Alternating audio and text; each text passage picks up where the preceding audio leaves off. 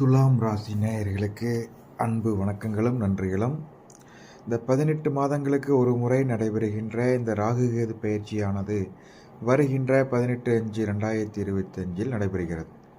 ராகுவானது மீனத்திலிருந்து கும்பராசிக்கும், அதேபோல் கேதுவானது கன்னிராசியிலிருந்து சிம்ம ராசிக்கும் இடம்பெயர்கிறது.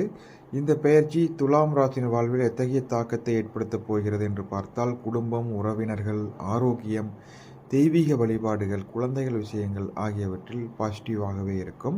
ஏனென்றால் சனியும் குருவும் கூட அனுகூலத்தை தரும் சூழ்நிலை அமைப்பில் தான் இருக்கிறது. குலதெய்வ வழிபாட்டுடன் உங்களுக்கு பிடித்த தெய்வங்களையும் தொடர்ந்து வழிபட வேண்டும்.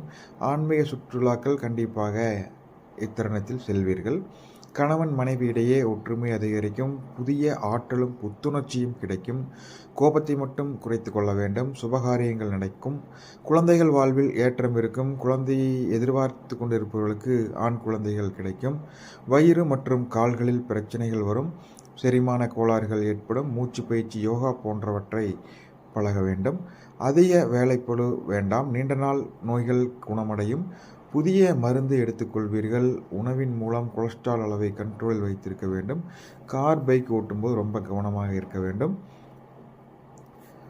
லவ் பண்ணுறவங்க ஈகோ மோதலை தவிர்க்க வேண்டும், மிக முக்கியமானது. குடும்ப உறவுகள் சப்போர்ட்டாக இருந்தாலும் அப்பப்போ சில கருத்து வேறுபாடுகள் வந்து மறையும். குடும்ப பொறுப்புகள் அதிகரிக்கும். உங்களுடைய அண்ணன் அல்லது அக்காவுடன், அதாவது உங்கள் மூத்த சகோதரத்துடன் கொஞ்சம் அனுசரித்து செல்ல வேண்டியதாக இருக்கும்.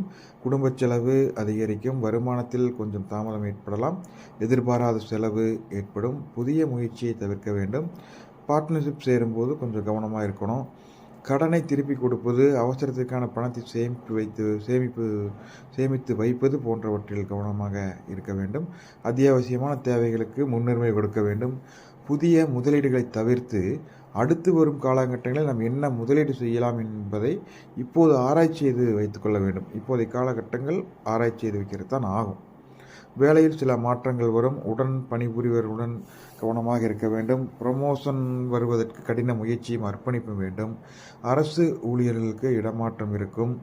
மாணவர்களுக்கு அதிக முயற்சி வேண்டும். நேரத்தை வீணடிக்கக்கூடாது. போட்டித் தேர்வில் வெற்றி கிடைக்காவிட்டாலும் அனுபவம் அதிகமாக கிடைக்கும். அர்ப்பணிப்பு மற்றும் ஹார்ட் ஒர்க் வெற்றியை தரும். வெளிநாடு சென்று படிப்பவர்களுக்கு கொஞ்சம் தடங்கல்கள் வரும். ஆக துலா ராசியருக்கு 5 ராகுவும் 11 கேதுவும் பணவரவு மற்றும் தொழிலில் முதலீடுகள் ஆகியவற்றில் கொஞ்சம் தாமதத்தை கொடுத்தாலும் குரு மற்றும் சனியின் அனுகூலத்தால் பெரிய பிரச்சனைகள் வராது. குடும்ப உறவுகள் போன்றவற்றில் நிம்மதி இருக்கும். அனைவருக்கும் எனது வாழ்த்துக்களும் நன்றிகளும்.